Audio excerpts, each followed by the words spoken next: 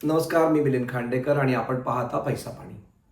पैसा पाणीमध्ये आज आपण चर्चा करणार आहोत नोकऱ्यांच्याबद्दल.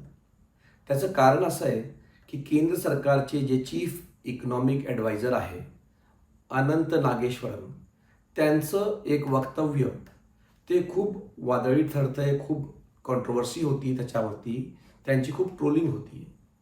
तर नागेश्वरन असं म्हणाले, A9ला त्यांनी एक इंटरव्ह्यू दिला, त्याच्यात ते असं म्हणाले की ज्याला आपण सॉफ्टवेअर किंवा MBAची डिग्री मिळवून आपल्याला नोकरी लागेल असे दिवस आता संपत आले आहेत.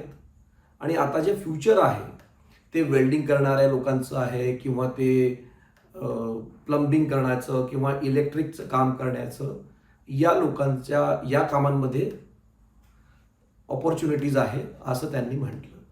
तर जेव्हा नागेश्वरला असं म्हणाले तर सोशल मीडियावरती एकच त्यांच्यावरती टीका करण्यात आली की सरकार आधी म्हणत होतं की भजी तळणं पण एक रोजगार आहे, तसंच आता म्हणतं की वेल्डिंग करा ते पण एक रोजगार आहे.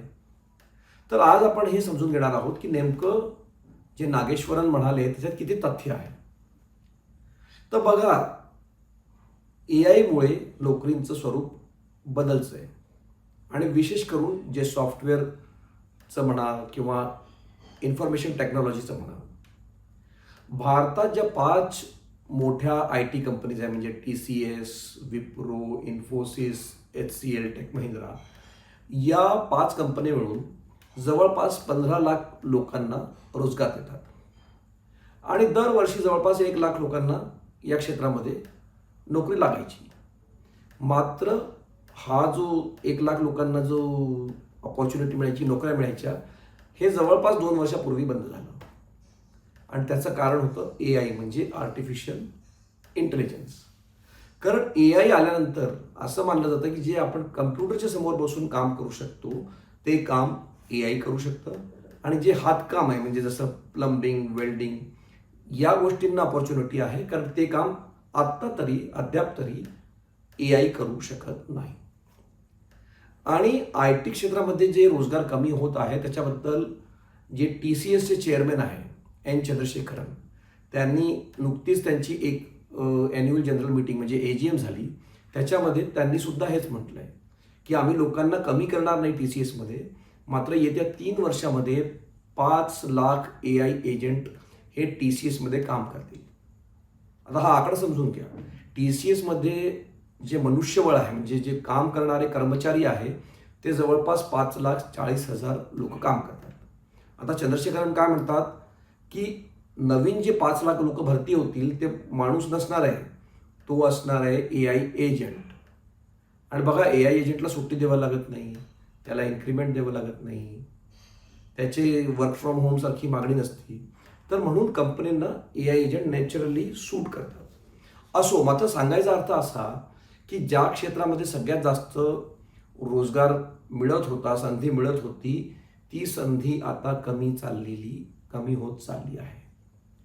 आणि IT क्षेत्राबद्दल बोलायचं झालं तर 2 प्रकारचे त्यांना चॅलेंजेस आहे सध्या तरी. आणि हे चॅलेंजेस आपल्याला गेल्या आठवड्यातच दिसून आलं, जेव्हा एक जी मल्टीनॅशनल कंपनी सॉफ्टवेअरची एक्सेंचर, त्यांनी जेव्हा त्यांचे रिझल्ट्स गुरुवारी डिक्लेअर केले तर त्यांनी असं सांगितलं की आमची जी विक्री आहे येत्या क्वार्टरमध्ये कमी होण्याची शक्यता आहे.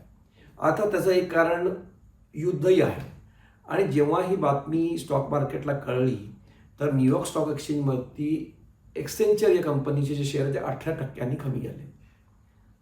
आणि त्याचा परिणाम शुक्रवारी भारताच्या शेअर बाजारावरती पण पडला. आणि जे भारताचं निफ्टीचं IT इंडेक्स आहे, म्हणजे ते 3 वर्षाच्या सगळ्यात लोएस्ट लेवलवरती गेलं. म्हणजे TCS असू द्या, इन्फोसिस असू द्या, विप्रो असू द्या, सगळ्या कंपनीजचे शेअर त्या दिवशी पडले. सांगायचा अर्थ असा की जे नागेश्वरन म्हणतात आहे तेच चंद्रशेखरन म्हणतात आहे, जे चंद्रशेखरन म्हणतात आहे तेच शेअर मार्केटही म्हणतं आहे की IT क्षेत्रात सध्या तरी काही चांगलं चाललेलं नाही. याला दुजोरा देणारी एक अजून रिपोर्ट यावर्षी सुरुवातीला आली होती. रँडसेंड नावाची एक कंपनी जी HR मध्येच काम करते, तर त्यांनी एक रिपोर्ट असा काढला होता की भारतामध्ये जे एंट्री लेवलवरती व्हाईट कॉलर जॉब म्हणजे कसं आहे, जे आपण ऑफिसमध्ये करतो, तर अकाउंट एक्झिक्युटिव्ह असू द्या, ज्युनियर अकाउंट एक्झिक्युटिव्ह किंवा डेटा एंट्री ऑपरेटर, यांना वर्षाचा जवळपास 2.5 लाख रुपये पगार मिळतो. आणि दुसऱ्या बाजूला जर आपण इलेक्ट्रिशियन, टेक्निशियन, AC टेक्निशियन अशा लोकांना बघितलं तर त्यांना पगार मिळतो 3.5 लाख रुपये वर्षाचा.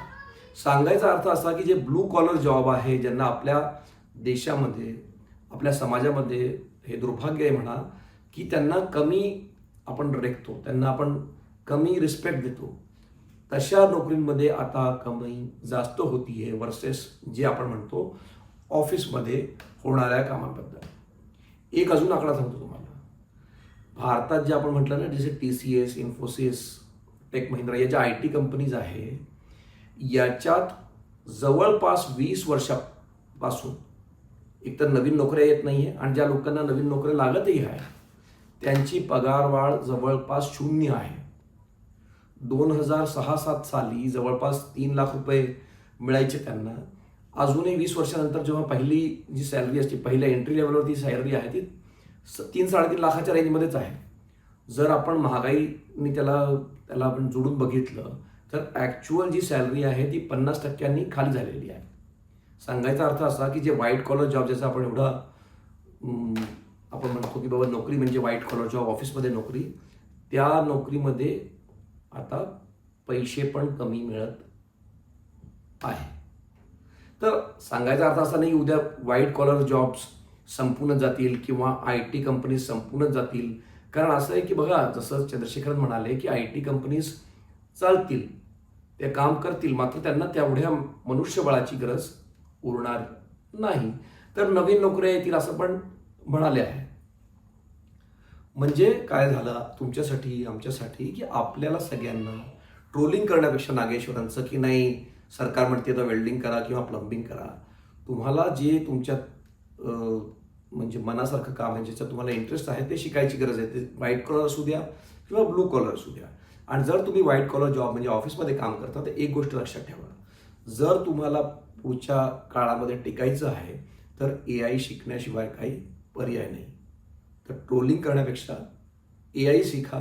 कारण जसं अनेक लोकांनी सांगितले की येत्या काळात त्या लोकांची नोकरी टिकेल ज्यांना येतं AI आणि ज्यांना येत नाही AI ते मागे पडत चालते. तर पैसा पाणीमध्ये माझ्यातर्फे आज एवढंच. जर तुमचे काही प्रश्न असतील या विषयावरती तर तुम्ही कमेंट बॉक्समध्ये टाका. माझा प्रयत्न असणार आहे तुमच्या प्रश्नांचं उत्तर देण्याचे. पुन्हा एकदा हा व्हिडिओ बघण्याबद्दल तुमचे खूप खूप आभार. नमस्कार.